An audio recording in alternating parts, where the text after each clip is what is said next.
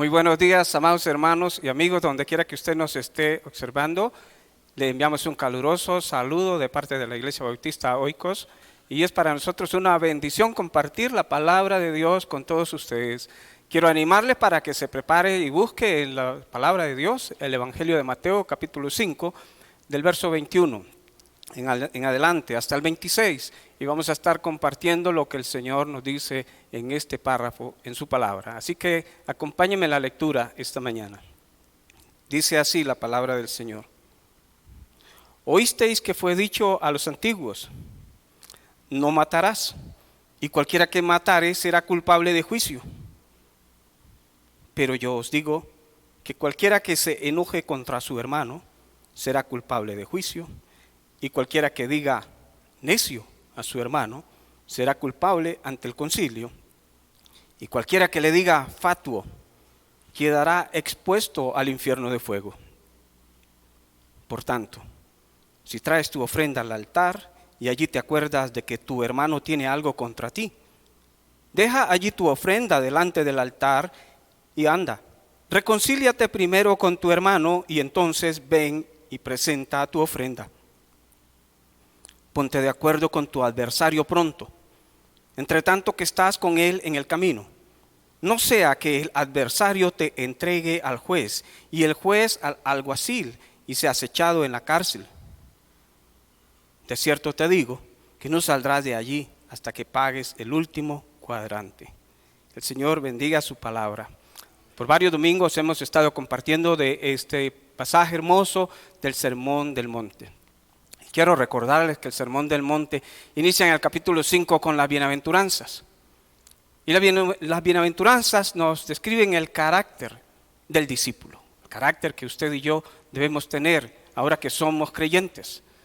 Debemos reconocer, como decía el Señor Jesucristo, que sus seguidores deben ser personas que son dependientes, que reconocen su pobreza y que necesitan y reconocen en su corazón que solo Dios los puede librar de las situaciones duras.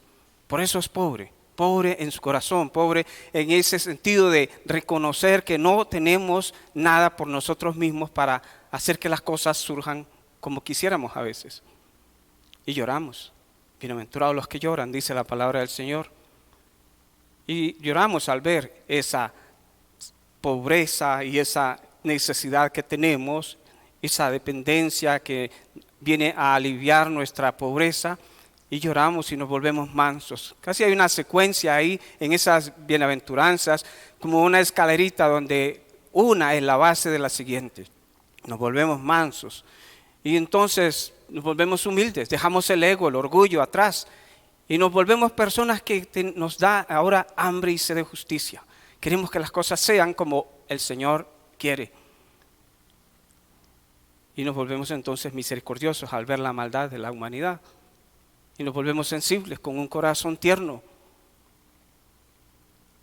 Luego nos volvemos pacificadores, dejamos en la pelea y dejamos todo lo que siempre queremos enfrentar al mundo con nuestras fuerzas.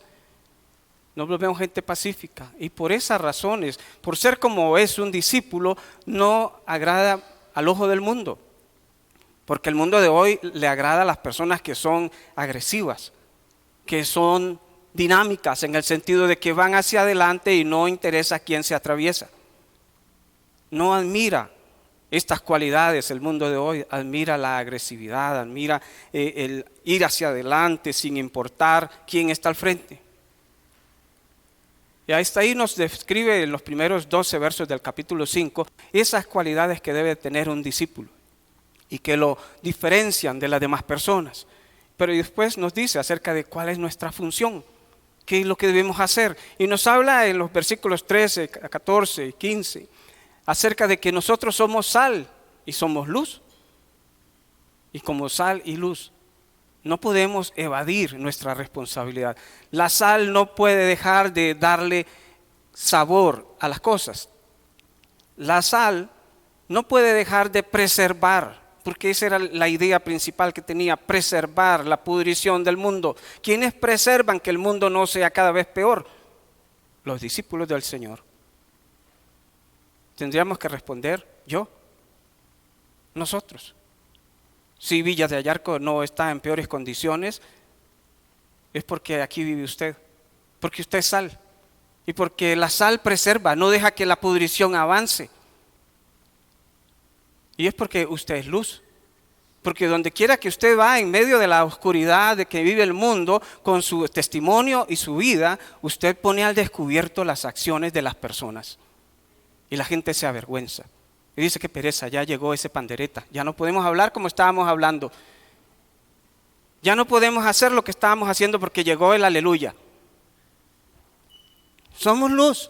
Uno no puede esconder la luz, no se enciende una lámpara para esconder. No aceptó usted al Señor Jesucristo para vivir escondido ahí, como si lo hice, pero no quiero que nadie se dé cuenta. Soy cristiano, pero otra vez la canción de la secreta, como agente secreto cristiano, y nadie se da cuenta. No es posible un cristiano que no preserve la pudrición, que más bien la fomente. Sí, écheselo, no importa, hágase la piedrita, mándese el polvito ese, tranquilo, aquí estoy yo, no me meto con nadie. Somos sal, tenemos que evitar que esas cosas avancen. Y somos luz, tenemos que poner al descubierto la oscuridad donde quiera que estamos. Sin llegar uno a decirles: ya vengo, soy cristiano, ahora sí pónganse en vivos. No, solo nuestra vida. Nuestra manera de hablar, de pensar, de actuar, de hacer las cosas, nos evidencia que somos diferentes. Y luego Jesús dice en los siguientes versículos, ahí en Mateo 5, nos habla de la relación que tiene Él con la ley y nosotros con la ley. Y dice un versículo impresionante, que quizás lo pasamos por alto nosotros, pero Él dijo en Mateo 5:20, si lo tiene ahí puede leerlo: les digo que si vuestra justicia no fuere mayor que la de los escribas y fariseos, no entraréis al reino de los cielos. Si nuestra justicia no es mayor que la de los escribas y los fariseos, no entraréis al reino de los cielos. Usted tal vez piense: eso está fácil, porque los fariseos eran unos hipócritas, yo no. Porque los fariseos eran así, yo no. Pero no, los fariseos eran criticados precisamente porque eran quizás los religiosos más notables que habían en aquellos días. Y cuando hablamos de los fariseos, usted puede recordarle algún fariseo famoso en el Nuevo Testamento, alguien que realmente sería ejemplar entre los fariseos. Tiene que recordar al apóstol Pablo. Si había algún fariseo que podía sacar su pecho para decir: yo soy fariseo. Y yo soy recto en mis cosas, yo cumplo la ley tal y como está escrita. Dice Filipenses 3, 5 y 6, que Pablo dice: hebreo de hebreos, de la tribu de Benjamín, fariseo. Y luego dice en el versículo 6, y en cuanto a la ley, intachable. En cuanto a la ley. A Pablo no le podrían decir nunca: usted no diezmó, usted no ofrendó, usted no oró, porque dice intachable. No había nada que le pudiesen reclamar, según el apóstol Pablo, en cuanto al ejercicio de su fe, intachable. Era un hombre que se consideraba recto delante de Dios. Era un hombre que se consideraba realmente derechito. ¿Cómo nos consideramos nosotros como cristianos? Podríamos decir, en cuanto a la expresión de mi fe, como cristiano, como discípulo, intachable. Eso dijo Pablo en cuanto a la expresión de su fe como fariseo. Y no era que tenían una fe extraña. Ellos creían en esta parte de la Biblia, en el Antiguo Testamento. Era la Biblia que usaban. Se la conocían al dedillo. La dominaban, la aprendían, la recitaban, oraban con ella. Día y noche la tenían en su cabeza. Trataban de ser rectos, dice Pablo: en cuanto al cumplimiento de esas cosas soy intachable. ¿Quién me puede decir algo? Ese era Pablo. ¿Y cómo eran los fariseos para hablar de los otros? Leímos hace un rato en el Evangelio de Marcos que ellos cumplían al pie de la letra las reglas que ellos mismos habían creado, pero las cumplían. ¿Y cómo oraban ellos? Dice también Lucas 18, cuando habla de un ejemplo de dos hombres que van al templo a orar. que uno de ellos era fariseo. Y cuando el fariseo estaba orando, eran oraciones de esas lindas que uno escucha y uno dice, qué rico que ora ese hermano, qué lindo que oran ese varón, qué bendición, me gusta oírlo orar porque tiene fuego. Porque el fariseo oraba de una manera extraordinaria. Podía levantar su mirada al cielo y decirle a su Dios, Padre. Se consideraba un hijo de Dios. Padre, gracias te doy. Gracias porque me libraste de ese mundo pagano, porque no soy como aquellos que están allá en la esquina, como los que duermen allá debajo de aquel árbol. Señor, gracias porque tú me sacaste de ese charco. Así oraba, gracias Padre, porque no soy como todos los hombres. Y volví a ver así, vio uno de esos por ahí, y como aquel que está allá, no soy como ese. ¿Qué lo hacía diferente? El ejercicio de su fe.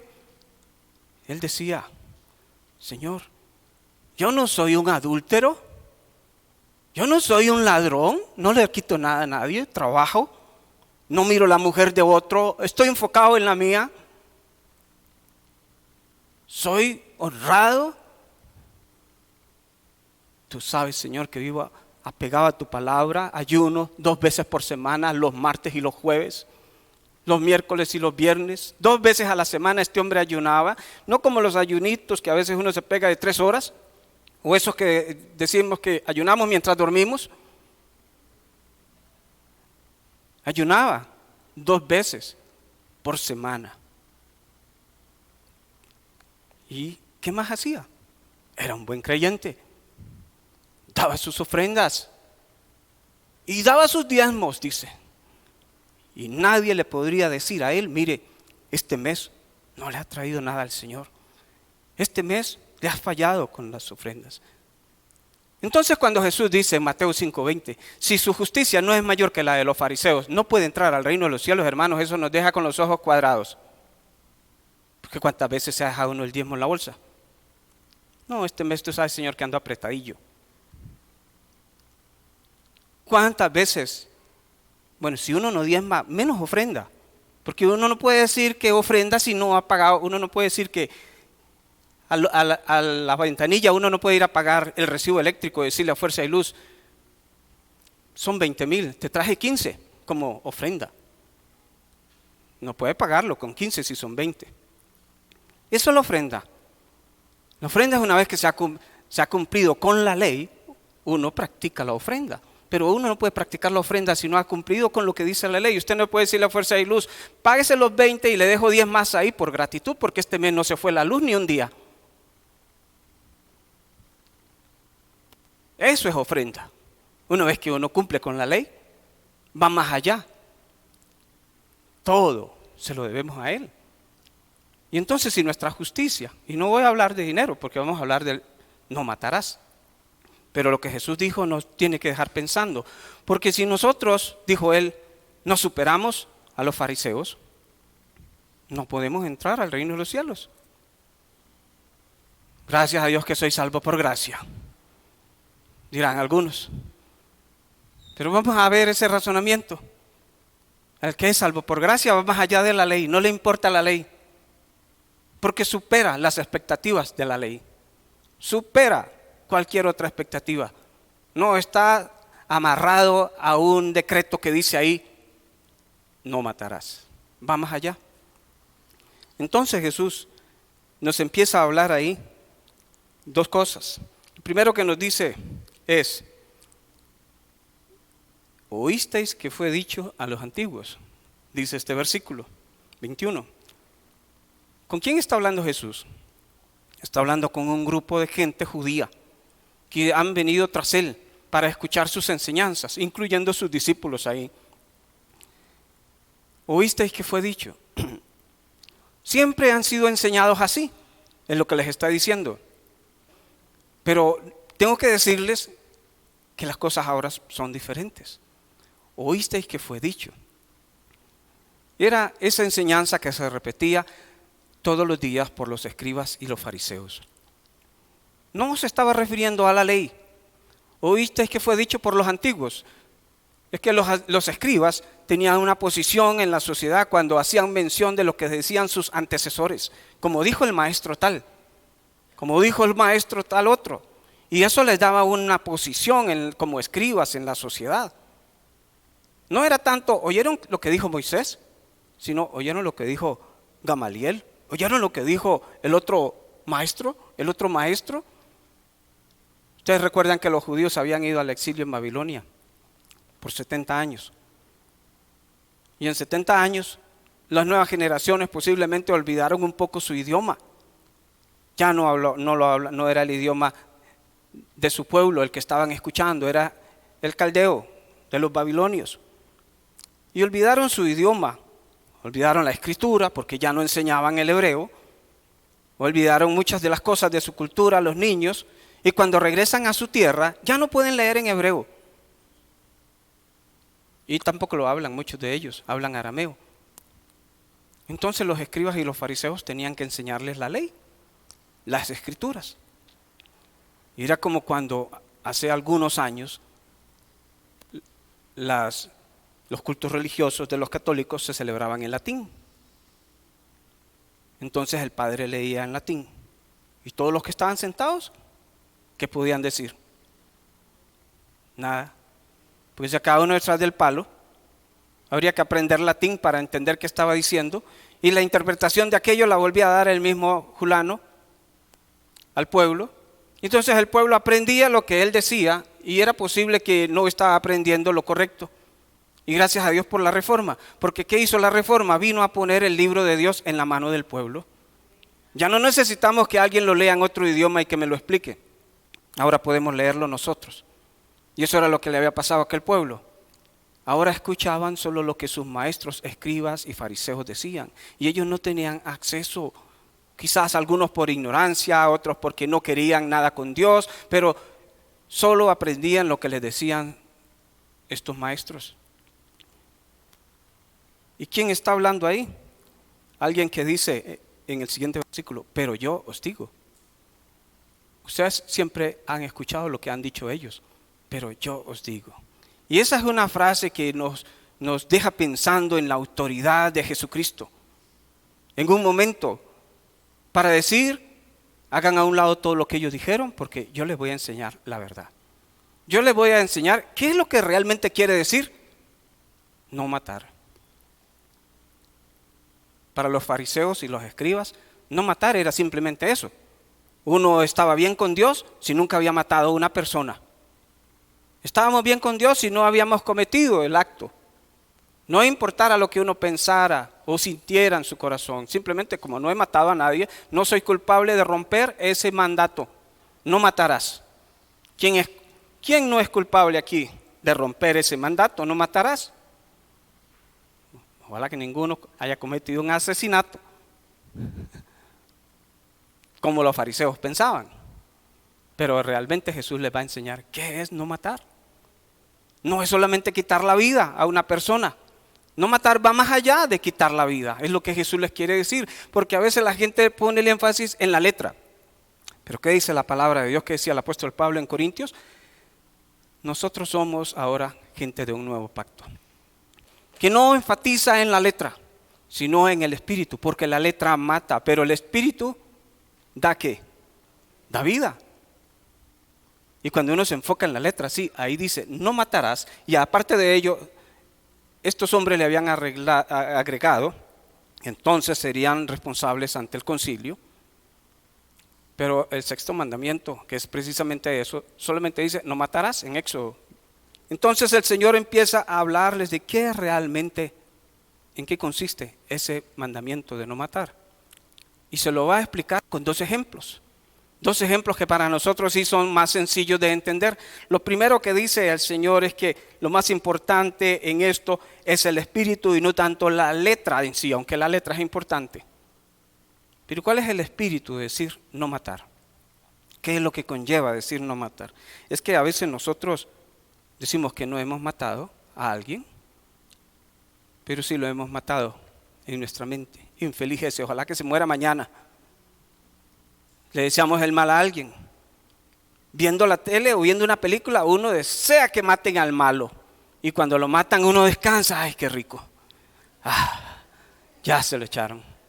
Pues mi alma, se nos sube la adrenalina, uno quiere que le den porque se le dan y no se muere y parece que ya se murió y regresa y cuando lo logran desaparecer, ¡qué gozo! Fuimos parte, aunque era algo ficticio, pero nos identificamos con ese tipo de cosas, porque la naturaleza del hombre caído es así. Estamos maltrechos en nuestra manera de pensar. Y Jesús les quiere decir, hermanos, es que no es solamente no quitarle la vida a una persona, es que enojarnos es igual a no matar, dice Jesús. El que se enoja contra su hermano, es lo que dice ahí en el siguiente versículo. Con solo que uno se enoje. ¿Y qué tirada con el enojo? ¿Cuántos no nos hemos enojado? Pablo dijo en Efesios, airaos, pero no pequéis. No se ponga el sol sobre vuestro enojo. Hay que tener cuidado con el enojo. Hay un enojo santo, si se puede decir. Jesús se enojó por las cosas malas. Y se enojó al punto que agarró un chilillo y tiró a todo el mundo afuera porque dijo, mi casa es casa de oración. Y ustedes la han hecho una cueva de ladrones. Sentía que le ardía la sangre el Señor cuando miraba las injusticias. Se compadecía y entonces actuaba. Tuvo que sentir cierta sangre caliente el día que le presentaron a aquella mujer que había sido tomada en adulterio y no trajeron al tipo. Y todo el mundo quería tirarle piedras. Así era el Señor, compasivo, pero también sentía ese enojo santo. Ojalá pudiésemos experimentar el enojo santo nosotros. Nos cuesta mucho. Pero enojarnos, hermanos, es tan malo como matar. Enojarnos. Cuando uno se enoja, uno piensa cosas hacia la otra persona y empieza a darle calificativos. Infeliz ese, si es un varón. Y aparte de eso, así palabritas más bonitas, pero aún como cristianos a veces como sabemos que es malo expresarlas, las pensamos. Creemos que como los fariseos, como no estamos matando, eso no es pecado. Más tarde voy al culto, canto y alabo y le digo, Señor, gracias porque no soy como aquel tipo. Pensamos que el mandato de no matar es simplemente no matar a alguien. Nunca he asesinado a alguien. Pero no matar tiene que ver con lo que uno siente, lo que uno piensa, con nuestra actitud, con nuestra manera de ser hacia las demás personas, en el trabajo, en la universidad, en el colegio, en la escuela, en la comunidad, con los vecinos. Donde quiera que estemos, ¿cómo es nuestra actitud? Porque si nosotros no somos mejores que los fariseos, dijo Jesús, le dijo a aquel auditorio que tenían aquel día, si no somos mejores que ellos, no podemos entrar. Wow. Y todavía la puso más complicada porque ellos pensaron, no hemos matado a nadie, pero Jesús le dijo, seguro que nos hemos enojado con alguien. ¿Está usted molesto con alguien? No estoy molesto, nada más no le hablo. La verdad que me da lo mismo, no estoy molesto, solo que no lo soporto. A mí me han dicho muchas veces gente, no pastor, yo no estoy bravo, no, ¿quién dice? Pero nada más que ella a su lado y yo al mío. No estamos molestos. Si no estuviéramos molestos podríamos sentarnos juntos, adorar juntos, orar juntos, cantar juntos, hablar. Quiere decir que hay algo en el corazón de la persona y ese algo le impide entonces adorar a Dios, pero en su mente sigue pensando que está bien con Dios, porque no ha matado a nadie, porque no ha hecho nada, simplemente son cosas muy internas mías. Pero cuando uno está así, cuando uno le dice a alguien cabeza hueca, bruto, tonto, que es necio o fatuo, le dice usted no tiene sesos, usted, la verdad es hermano, no sé qué tiene en la cabeza, todo se le olvida. Cuidado con todas esas expresiones, porque Jesús dijo, ¿de dónde salen las cosas malas de una persona? Leímos en Marcos 7, porque de dentro del corazón salen todas esas cosas. Y en el corazón lo que debería estar guardado son los dichos del Señor, como decía David. En mi corazón yo he guardado tus dichos para no pecar contra ti. Pero a veces lo que sale del corazón son ese tipo de pensamientos que uno mismo se avergüenza de tenerlos. Y entonces Jesús nos habla de ese peligro. David decía, si en mi corazón yo hubiese abrigado maldad, si en mi corazón hubiese habido enojo, si en mi corazón hubiese habido egoísmo, si en mi corazón hubiese habido algún tipo de maldad, el Señor no me habría escuchado. ¿Por qué no nos escucha el Señor?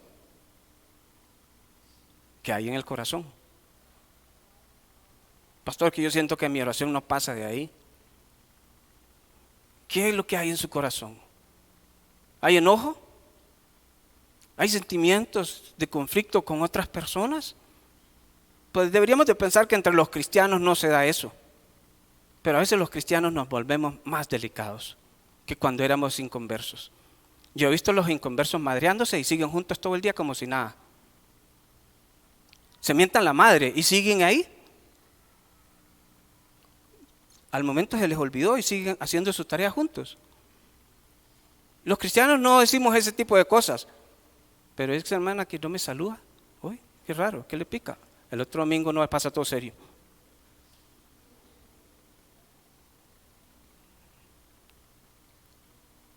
Y ya nos formamos una idea. Es que se cree quién sabe qué. El siguiente domingo nos encontramos con alguien que tiene el mismo problema. ¿Y usted ha visto a Julanita cómo es? Sí, ¿verdad? Es que quién sabe qué piensa. Y ya son dos. Y es una epidemia que se va corriendo. Y se van formando un grupo de gente que piensa así, y el otro que piensa por allá, y todo el mundo peleado, pero nadie está peleado. Lo que pasa es que no nos podemos juntar porque tenemos diferencias. El enojo, la ira, el resentimiento, esas cosas. Es lo que Jesús les estaba diciendo. No es solamente no quitarle la vida a la persona. A nadie le van a castigar en un tribunal. A nadie le van a castigar por haber pensado en matar a alguien. No nos van a llevar a un juicio, a la corte, y nos sentarnos ahí y decir, como usted pensó matar a alguien, lo vamos a meter 25 años. No, a nadie lo van a meter a la cárcel por pensar. Pero los cristianos, lo que pensamos está expuesto delante de Dios. Y lo que pensamos refleja lo que hay en el corazón. Y Jesús, hablando de eso, Él estaba diciendo que el enojo es tan malo como el matar a alguien. Así es que esta mañana, hermanos, uno debería sentarse a pensar cómo está mi corazón. ¿No somos malos? Dios quiera que no. Pero sabe que habían dos hermanos en la Biblia. Ustedes conocen la historia de Caín y Abel. Crecieron juntos con papi y mami. Escogieron carrera diferente en la vida. Uno estudió ingeniería agrónoma. El otro estudió para ser un gran ganadero. Tenían sus fincas, sembraron, eran creyentes los dos. Lo que pasa es que ¿dónde se evidenciaba su estilo, su forma de ser, su vida delante de Dios? ¿Cuándo se evidenciaba esa vida? Cuando iban al templo y llevaban sus ofrendas al Señor. Entonces un domingo se fueron, bueno, no sabemos qué día, pero se fueron para la iglesia. Y cada uno llevó su ofrenda. Caín llevaba bananos, plátanos, chayotes, frutas, de todo, la canasta llena. Abel, ¿qué llevaba? Dice que Abel escogió de lo mejor de sus animalitos. No llevó solamente ovejitas y cabras. Es que Abel fue a ver sus ovejitas y sus cabras. No escogió cualquier chayote y cualquier naranja. Apemen ahí 100 naranjas para llevar a la iglesia, como tal vez hizo Caín. Abel fue y buscó entre sus ovejitas las mejores, las más lindas. Se las ofreció al Señor. Y el Señor miró con agrado la ofrenda de Abel. No por lo que era en sí, sino por lo que había en su corazón. Su expresión de gratitud al Señor, porque el Señor es dueño de todo. Él no le está interesado en mis 5, en mis colones. Él está interesado en la actitud de mi corazón. y miró la actitud del corazón. Y se dio cuenta que dice Génesis 4, que Caín estaba furioso. Caín estaba bravo. Y Dios le habló con Caín, le dijo: Caín, pero ¿qué es lo que pasa con usted? Porque usted está así tan molesto. Estaba bravo. Porque posiblemente Caín, aunque ofrendaba sus resultados, las bendiciones de Dios sobre su vida, quizás él percibía que raro, a Abel le va mejor. ¿Por qué a Abel todos sus animalitos no se mueren? ¿Por qué a Abel todo le va bien? ¿Por qué todo el mundo le sonríe a Abel y a mí nada? Tenía que ver con su expresión de gratitud a Dios. Porque a veces uno, aunque uno da y uno está y viene y está ahí siempre, no podemos experimentar el gozo de Dios. Porque todo tiene que ver con lo que está en el corazón. No lo que damos en sí, pero cuando usted da algo, ¿cómo lo da? ¿Con dolor? Si va a ofrecer tiempo al Señor, qué pereza, voy a ir, pero voy a ir porque de verdad, ojalá lleguen. Pero si no llegan esta vez, no vuelvo. ¿Esa es una ofrenda agradable a los ojos del Señor? El Señor tal vez diría: mejor ni vaya, quédese ahí en la casa. Pero uno viene porque siente que hay algo ahí que cumplir. Voy a hacerlo. Pero, y al momento le hicieron algo que a uno no le gustó, en la vida lo vuelvo a hacer. ¿Esa es una ofrenda agradable? Y entonces Caín se molestó, se ensañó. Y dice la Biblia que Caín llegó a tal grado su enojo, su molestia con su hermano, que un día lo invitó a salir. Fueron al río, estuvieron ahí un rato y después de un rato lo mató. ¿Y por qué lo mató? Dice Primera de Juan 3. ¿Sabe por qué lo mató? Porque Caín, dice, porque sus obras eran malas. Sus obras eran malas y las de su hermano eran justas. Pero los dos eran creyentes. Creyentes con obras malas, creyentes con obras justas. Creyentes con un corazón empañado por el enojo, por la ira, por el rencor. Son creyentes pero viven guardando rencor a fulano de tal, al otro y al otro. Viven siempre molestos con algo, molestos con alguien. No entrarán al reino de los cielos. Qué triste. Y entonces cuando llevaban su ofrenda al altar, el Señor les dice, creyentes que iban molestos con la ofrendita para la iglesia, el Señor le dijo: un momento, deje la ofrenda ahí, no se la lleve. El Señor le dijo: déjela ahí en el altar y vaya, póngase de acuerdo con la otra persona, con su hermano. No le dijo con su vecino, vaya, póngase de acuerdo con su hermano. Es que no podemos adorar a Dios si no estamos en paz entre nosotros. Uno no puede decir: a mí lo que me importa es únicamente el Señor y solo el Señor. No es posible. Somos el pueblo de Dios y no nos puede agradar el Señor y no agradarle su pueblo. Hay un canto que dice: amémonos de corazón y de labio no fingido, para que cuando Cristo venga nosotros estemos apercibidos. ¿Cómo puedes tú orar, hermano? Dice ese canto, resentido con tu hermano. Dios no escucha la oración. Dios no escucha la oración si no estoy reconciliado. Tenemos que mirar hacia adentro y revisar muy bien si hay algún indicio, alguna molestia con alguna persona. Porque es posible que mi oración no esté saliendo más allá de la habitación donde la hago. Porque es posible que yo esté creyendo que estoy bien y realmente estoy incumpliendo con ese mandato que dice no matarás. Porque estoy lastimando a alguien. ¿Y cómo matamos a alguien? Lo matamos cuando buscamos cómo destruir su integridad. Lo matamos éticamente. Revolcamos en su historia pasada para ver dónde hay algo sucio, para sacarlo y exponerlo. Estamos matando la integridad de la persona, su honestidad, su vida. Cuando de una manera baja recurrimos a esas cosas para hablar mal de alguien. Eso es matar. Es tan malo como matar, eso dijo Jesús. Y por eso debemos reconciliarnos.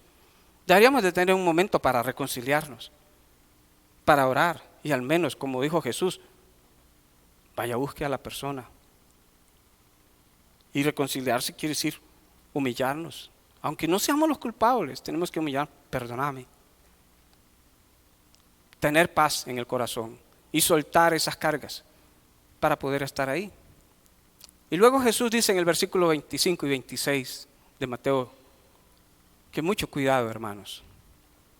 Cuando tenemos un problema con alguien que no es nuestro hermano, posiblemente, y vamos en el camino, dice Jesús, mientras vas por el camino, arréglate con tu adversario.